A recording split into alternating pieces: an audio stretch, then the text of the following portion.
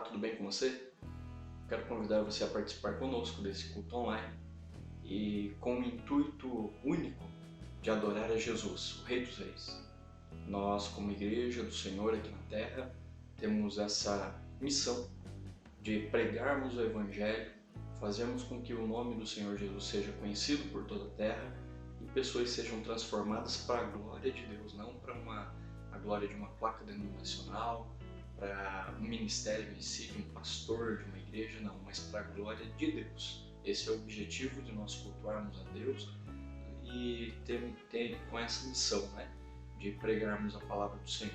Que você possa ser edificado pela mensagem, pelos cânticos, possa participar conosco e te convido a acessar o canal do YouTube IPB Taquarituba para que você possa também assistir outros cultos que já gravamos, ser edificado da mesma maneira pelas mensagens, pelos cânticos e hinos que nós cantamos, e convido você a sempre estar nos assistindo, enquanto pelo menos essa pandemia durar aí, nós estivermos fazendo cultos através das mídias sociais. Que Deus abençoe a sua vida, que Deus abençoe a sua família.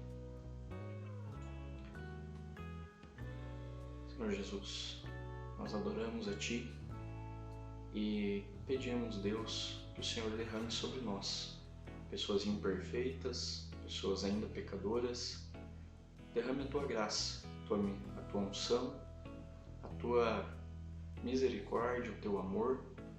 Pedimos, Deus, que aquela promessa bíblica de que as Tuas misericórdias se renovam a cada dia, elas sejam uma realidade na nossa vida por Te conhecermos.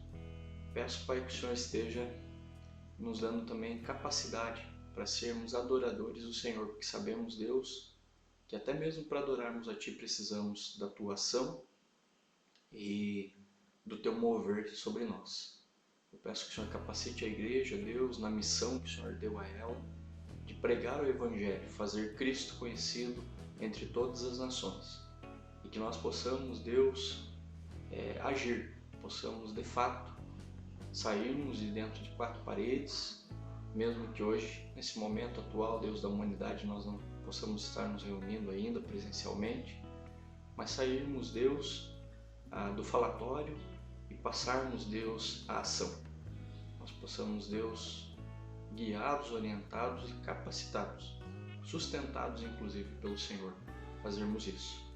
Peço que o Senhor abençoe a vida de cada um que está assistindo ou ouvindo esse culto online, que possa, Deus, como povo do Senhor, ser despertado para a missão, despertado, Deus, para viver os princípios do Teu reino, porque vivendo assim, nós estaremos de fato vivendo e cumprindo a Tua vontade para nós.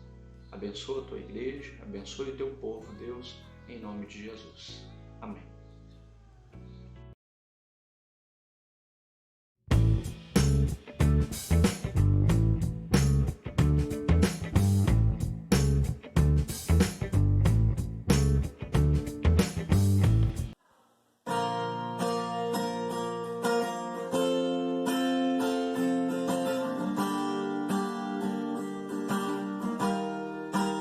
O que tenho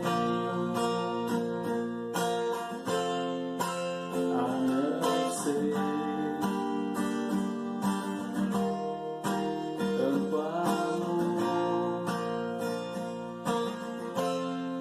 em teu olhar? Esse mundo vai passar, mas tua verdade ficará. Jesus, eu só tenho a Ti, esperança para mim. Se estou triste, minha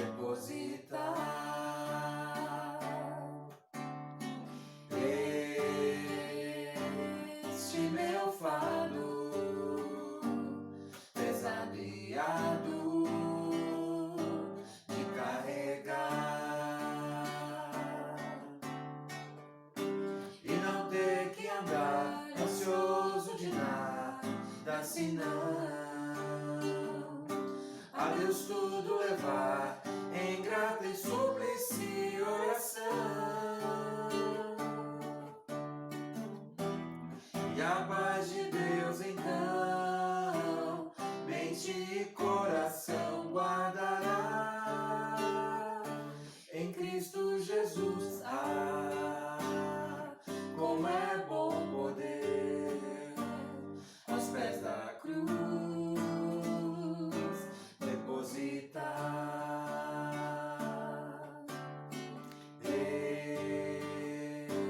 este meu fardo pesado de carregar e não ter que andar ansioso de nada, senão sobre ele lançar cada problema, cada aflição.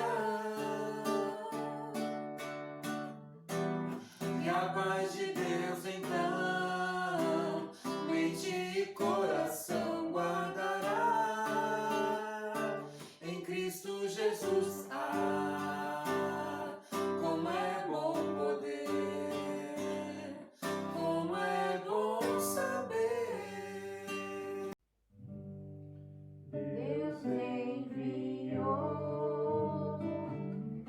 seu Filho amado para nos salvar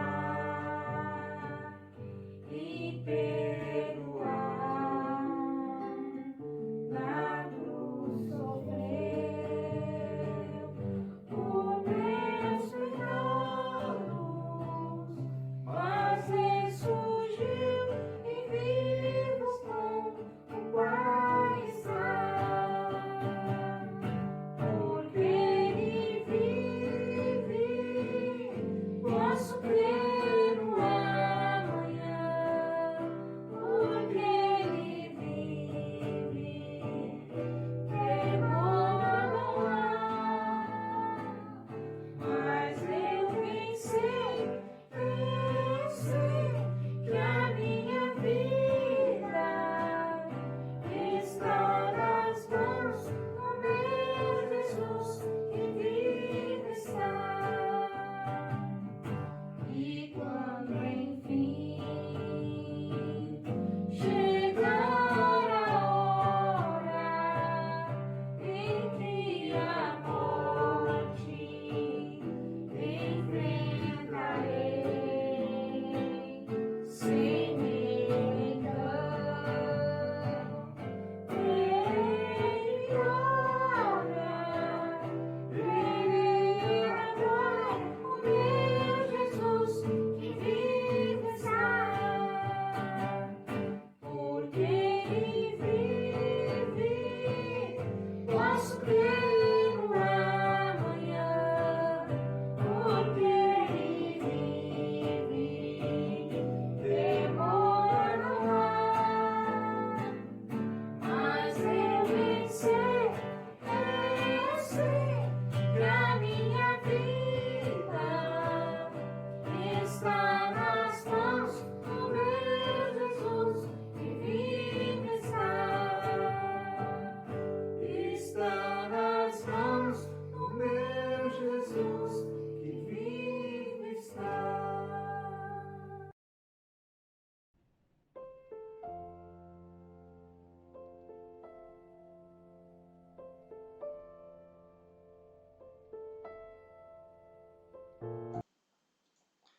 Um artigo da revista evangélica Fé para Hoje diz que a missão da igreja não é reformar o mundo nem erradicar as suas práticas más. Nosso único propósito como igreja é pregar o Evangelho de Cristo. Se homens e mulheres chegarem a amar o Salvador, não há dúvida de que a conduta exterior deles será transformada. O mesmo artigo dessa revista faz referência a um pastor anglicano chamado John Newton, que palestrou em uma conferência para pastores na Inglaterra no ano de 1778. Ele estava falando sobre como a igreja pode realizar transformações morais no mundo. Importante lembrar que antes da sua conversão ao Evangelho, Newton era um traficante de escravos e depois ele se tornou um dos maiores combatentes da escravidão na Inglaterra. Newton disse então aqueles pastores e palavras muito propícias à igreja em qualquer tempo. Ele diz o seguinte: o Evangelho de Cristo, o glorioso Evangelho do Deus bendito, é o único instrumento eficaz para transformar a humanidade. O homem que possui e sabe como utilizar essa grande e maravilhosa ferramenta, se posso fazer essa comparação, conseguirá facilmente aquilo que de outro modo seria impossível. O Evangelho remove as dificuldades intransponíveis à capacidade humana, faz o cego ver e o surdo ouvir, amolece o coração de pedra, ressuscita aquele que estava morto em ofensas e pecados para uma vida de retidão. Em resumo, o Evangelho dilata o coração egoísta, enchendo-o com o espírito de amor para com Deus, de obediência alegre e irrestrita para com a vontade dele, bem como de benevolência para com os homens. O que esse artigo traz é uma realidade constante na vida da igreja. Se você prestou bastante atenção em cada palavra, você vai perceber isso. Quando, de fato, a igreja prega o Evangelho como deve ser. Ou seja, a pregação da igreja tem que ter sempre Cristo como centro e desafiar o ser humano pecador a se render ao amor gracioso de Deus e a viver segundo os padrões do reino de Deus. Para que essa pregação genuína aconteça e que essa pregação, tenha como resultado essas conversões, é necessário que a igreja desperte para o seu chamado e vocação dados por Deus e a igreja venha a agir de forma missional no mundo. Eu quero convidar você a ler comigo o texto bíblico que se encontra na carta de Paulo aos Romanos, carta de Romanos, capítulo 13, versículos 11 a 14. Romanos, capítulo 13, versículos 11 a 14. O texto diz o seguinte: e digo isto a vós outros que conheceis o tempo.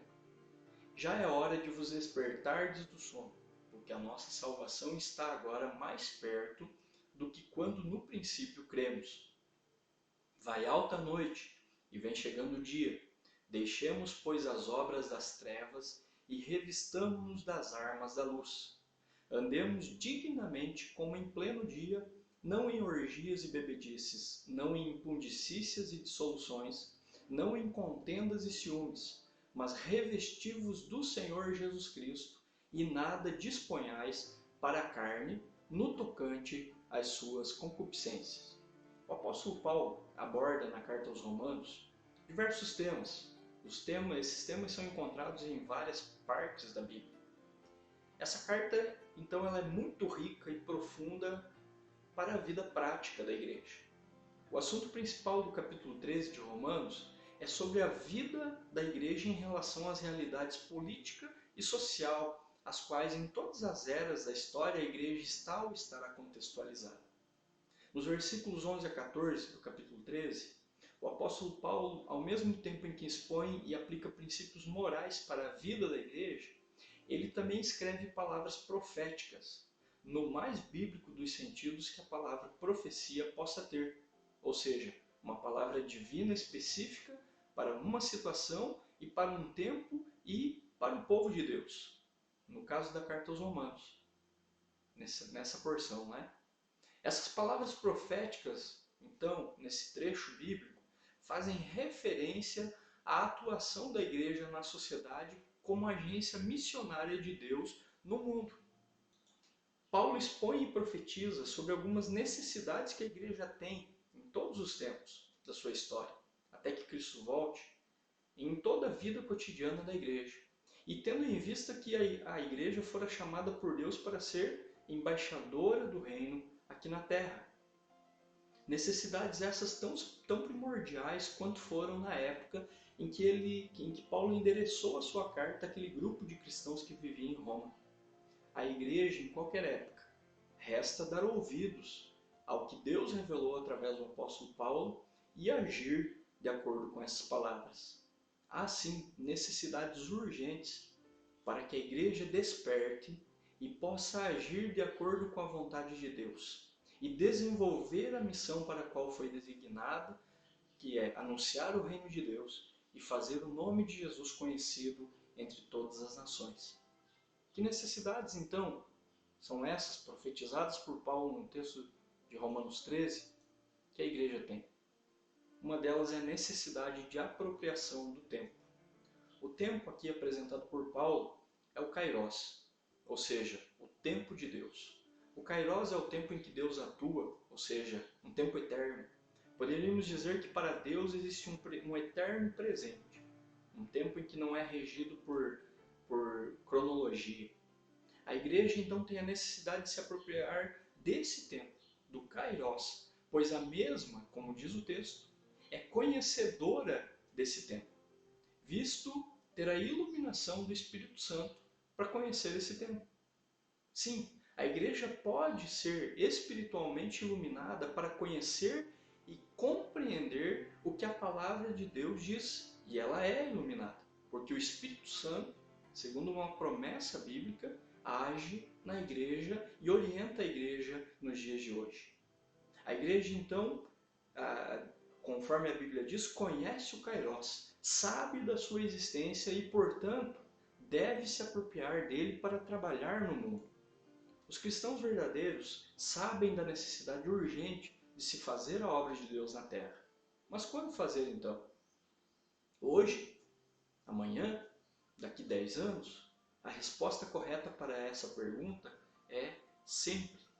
A igreja conhece o tempo de Deus, logo não é um grupo de pessoas estáticas, estagnadas, não, mas é um grupo de pessoas que estão espalhadas pela face da terra, que testemunha de Jesus e seu reino em todo o tempo.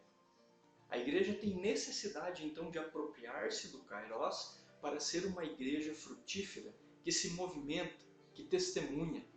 Lembrando que movimento não significa um ativismo vazio, sem sentido, ou por causas meramente humanas como programações, eventos, ou para suprir estatísticas. Não. O movimento missionário é vivo, é regrado pelos princípios do reino de Deus encontrados no Evangelho. Apropriar-se do tempo de Deus para ter uma vida missional é necessário então à igreja para que ela tenha a vida de Deus agindo nela. O movimento missionário da igreja é motivado pelo amor à causa do Evangelho. E amor à causa do Evangelho é amor a Jesus. Diferente da sociedade que vive sem Deus, a igreja sabe que precisa despertar-se e agir apropriando-se desse tempo, pois a sociedade sem Deus está absorvida por pelo menos 3 filosofias de vida e que contrariam aquilo que Deus quer para o ser humano. E a própria igreja precisa se atentar para não viver por estas filosofias. Uma parte da filosofia da sociedade humana tem vivido a filosofia da postergação. Você já ouviu essa palavra? Pessoas que postergam, ou seja, a filosofia do amanhã eu faço, ou popularmente conhecida como vamos empurrando com a barriga. Pessoas que executam as atividades mais simples, até as que executam as mais complexas, têm vivido essa filosofia. Essa maneira de viver tem imperado a vida de muitas pessoas, pois na teoria, é um modo prático de encarar a vida com suas responsabilidades. Podemos citar como exemplo a política. Quantos projetos que poderiam beneficiar a população são adiados ou estão engavetados nas mais altas autarquias do poder político? Lembremos que a igreja não está livre de tentar viver essa filosofia. Quantos projetos para o avanço do reino são pensados por mim, por você às vezes, mas por puro comodismo da nossa parte, ficam também engavetados ou simplesmente não são colocados em prática. Por quê?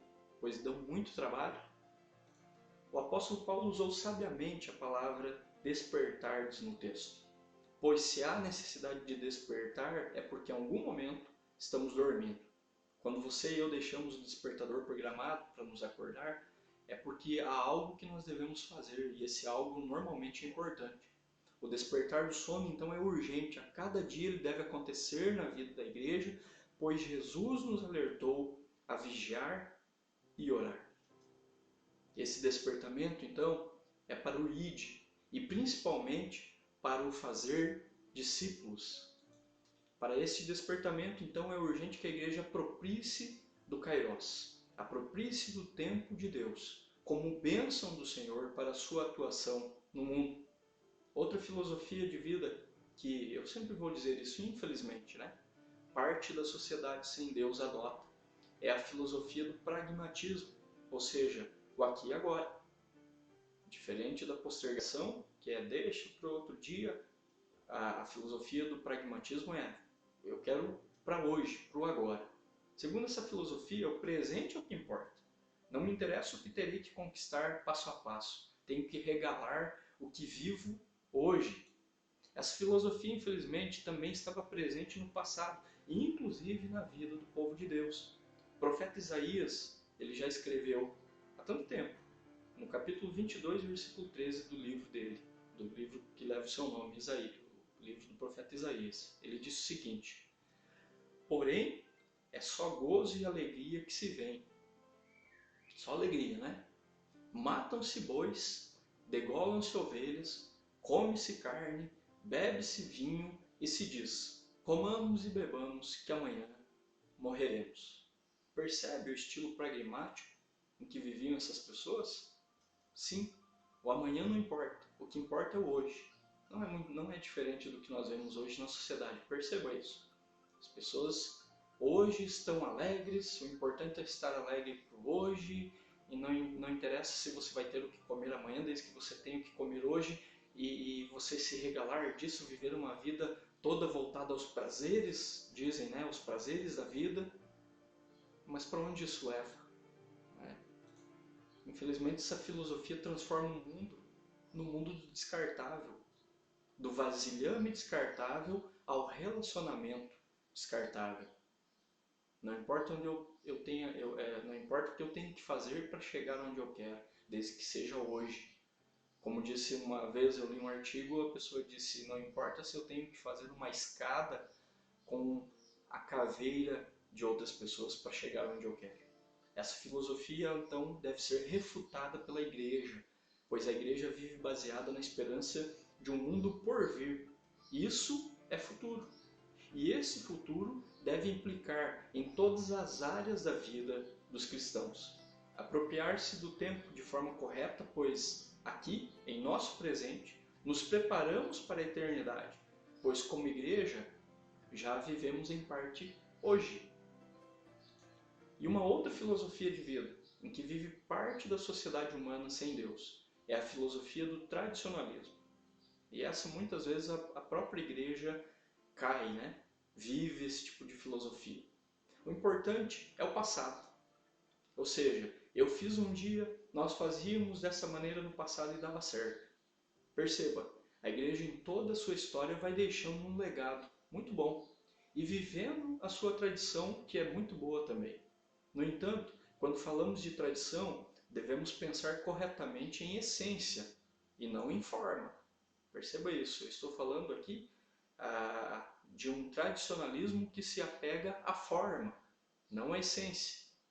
Porque a essência é boa, não poderia ser diferente. A essência tem que ser, pelo menos na vida da igreja, o evangelho sempre.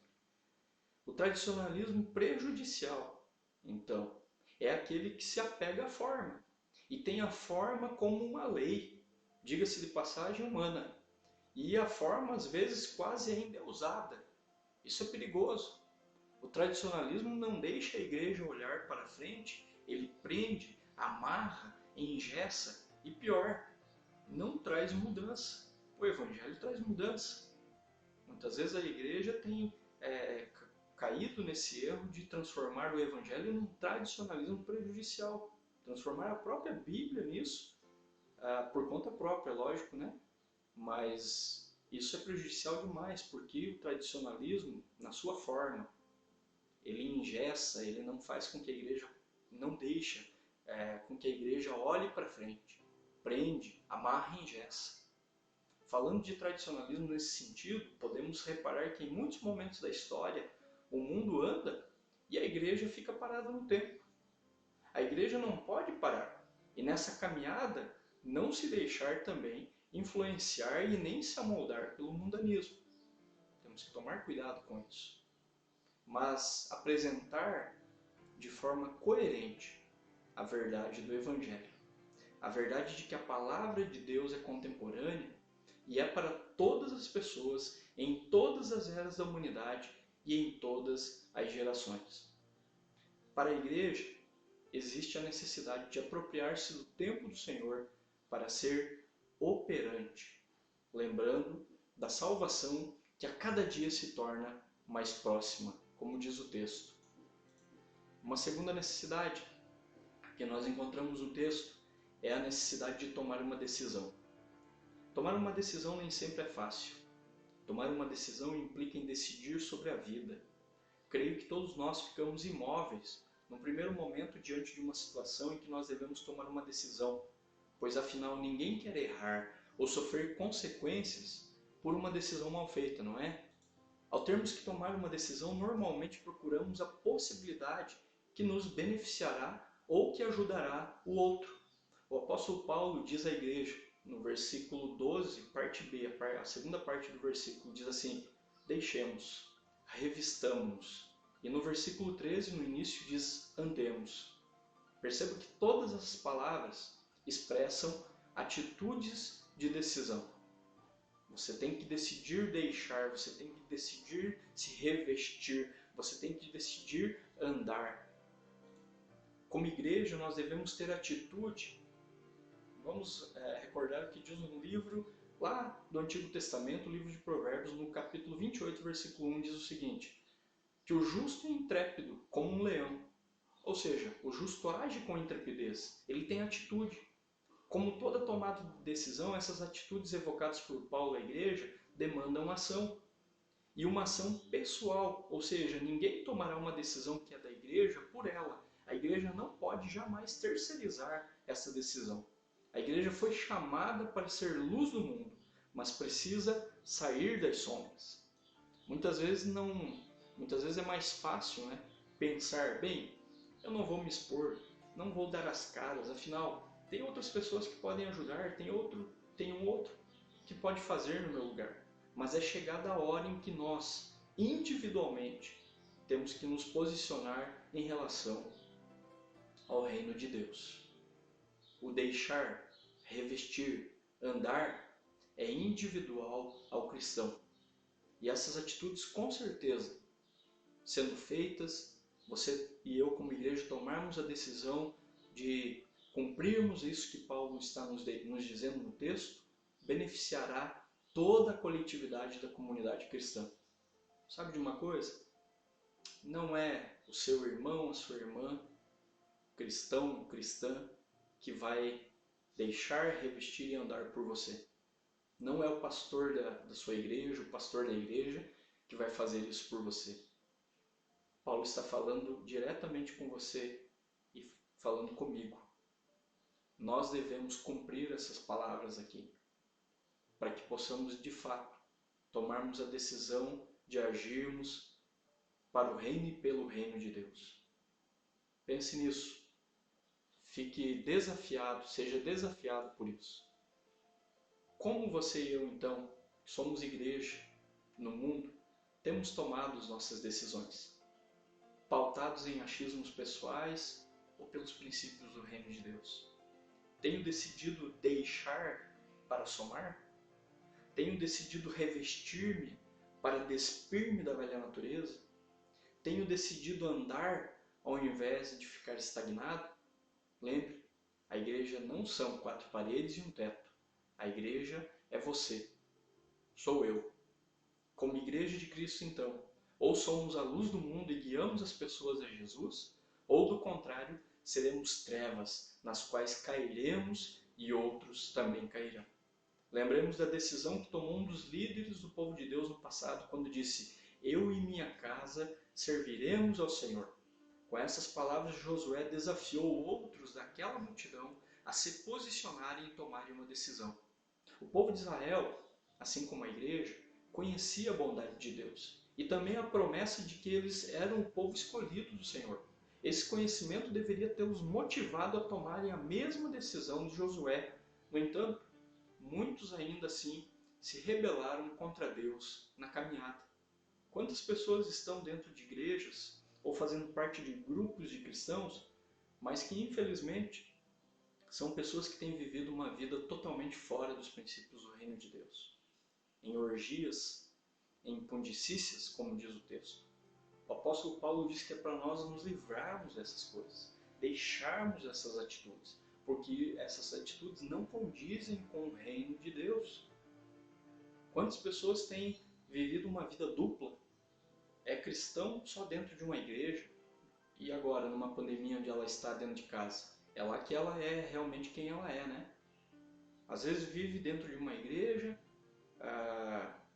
como eu digo às vezes nos cultos, né? Perfumadinha, cheirosinha, e fora, nos seus outros dias da semana, vive uma vida toda libertina, toda desregrada, sem os princípios, as regras do reino de Deus, que são boas, são vivas, são benéficas. E a pessoa vive uma dupla realidade ali. Não condiz. É, como nós dizemos hoje em dia, fake. É falso demais. Por isso o desafio é nós deixarmos essas coisas, obras que são das trevas, obras que não fazem parte da vida de pessoas que se dizem cristãs, e voltarmos, nos revestirmos daquilo que é de Deus, andarmos segundo aquilo que Deus quer que nós andemos. Fica aqui a reflexão. Então, a melhor e única decisão acertada que nós devemos tomar em relação a tudo que sabemos, vivemos e sentimos, é que Deus nos quer como igreja, povo seu, obedientes aos seus mandamentos, praticantes de sua palavra e testemunhas de sua graça ao mundo. Tomemos a decisão de nos portarmos como verdadeiros filhos e filhas de Deus frente a esse mundo caótico. E uma outra necessidade que nós temos como igreja é a necessidade de assumir a nossa vocação. No Evangelho de Lucas, capítulo 9, versículo 23, podemos ler: Dizia a todos, se alguém quer vir após mim, a si mesmo se negue, dia a dia, tome a sua cruz e siga-me. Tomar a cruz, nas palavras de Jesus, nesse contexto aqui, do texto de Lucas, não significa ter problemas e segui-lo. A palavra cruz aqui nesse contexto expressa vocação, ou seja, todo discípulo e discípula de Jesus deve abandonar uma vida pecaminosa e, por ter sido chamado por Deus para o seu reino, passar a viver essa vocação e chamado pautado pela palavra de Deus. Quando a igreja lembra sua vocação, renunciando às práticas pecaminosas e sujas deste mundo, então dentro de cada cristão verdadeiro acontece o despertamento para a dedicação, a pregação do Evangelho e a vivência da prática do reino. Vocação é chamado, é escolha, é eleição, feitos por Deus ao seu povo. Como temos então assumido essa realidade? Precisamos pensar nisso. Não é à toa que Hebreus, capítulo 3, versículo 1, chama a vocação da igreja, o seu chamado, de vocação celestial. Isso mesmo. Não foi a igreja que se auto-chamou para a missão, mas o próprio Deus, o dono da missão, que a chamou. Deus vocaciona então a igreja como portadora do caminho. Portanto, a igreja deve assumir sua vocação como uma missão urgente e intransferível. Em um mundo caótico e desorientado pelo pecado como o nosso, a vocação da igreja é de pregar o evangelho restaurador e santificador. Pregar o Evangelho, que é o poder de Deus, para que o homem pecador ouça sobre o caminho que leva a Deus. Pregar o Evangelho para que os filhos e filhas de Deus sejam chamados de todos os lugares da face da terra para virem adorar o Rei Jesus. A igreja, então, tem a necessidade de assumir a sua vocação como um privilégio dado por Deus a ela. A igreja é dado pregar a verdade do Evangelho ao ser humano perdido, para que este conheça a verdade e seja alertado de seus pecados e erros. Somente a igreja tem esta vocação. A igreja precisa assumir a sua vocação, e isso é compreender-se como aquele povo escolhido por Deus, que vive de maneira diferente das filosofias e modos de vida pautados no pecado. Todas as necessidades são urgentes, pois o dia do Senhor se aproxima cada vez mais. Enquanto esse dia não chega, a igreja precisa, em Jesus, suprir essas necessidades que lhe são próprias. A necessidade de apropriar-se do tempo de Deus enquanto o tempo humano se esgota. A necessidade de tomar uma decisão a de obedecer a Deus e viver o Evangelho na prática, não apenas em palavras. E a necessidade de assumir a sua vocação como luzeiro do mundo, sal da terra que de fato salga, e como mensageiro das boas novas que realmente tem poder de transformar o ser humano caído em um discípulo de Jesus. Que Deus nos abençoe nessa caminhada, que Deus nos dê a sabedoria, né, necessária para a igreja de entender essas necessidades que Paulo nos apresenta e de fato viver pautada pelos princípios do reino para a honra e glória do Senhor. Que Deus nos abençoe. Amém. Senhor, que desafiados e motivados por essa mensagem, nós possamos cumprir o ide por todo mundo, pregar o Evangelho a toda criatura, fazendo discípulos. Nós pedimos, Pai, que mesmo na nossa limitação, diante das nossas imperfeições e deficiências, o Senhor esteja nos conduzindo, nos capacitando e nos dando, Deus, do Senhor mesmo, da Tua pessoa em nós, para que nós possamos cumprir essa missão. Peço que o Senhor esteja nos dando, Deus, realmente a visão de que nós precisamos nos apropriar do tempo do Senhor para podermos ter essa capacidade, Deus, de cumprirmos a Tua missão. Também, Pai, pedimos que o Senhor nos dê realmente a consciência, Deus, de que nós temos uma vocação como igreja, como povo do Senhor. Nós possamos agir, possamos orar, possamos vigiar e possamos, Deus, ir. No indo, Deus, é que nós vamos cumprindo a missão. Mas nos dê forças, nos dê proteção e nos dê, Deus, capacidade para fazermos isso. Abençoe, Deus, a semana de cada um que participou conosco desse culto online. Cuida das famílias, cuida do sustento, cuida, Deus, das nossas vidas, nesse momento ainda delicado que como humanidade temos enfrentado e vivido. Que nós possamos olhar para o alto, para o autor e consumador da nossa fé, que é Jesus Cristo, para podermos prosseguir na caminhada. É em nome de Jesus, nosso Senhor e Salvador, que nós oramos. Amém. E agora, irmãos e irmãs, que o amor de Deus, o Pai, a graça de Jesus, Deus Filho, e a eterna compaixão e consolação do Espírito Santo, que é Deus, estejam sobre a igreja, povo de Deus, espalhado pela face da terra, hoje e para todo sempre. Amém.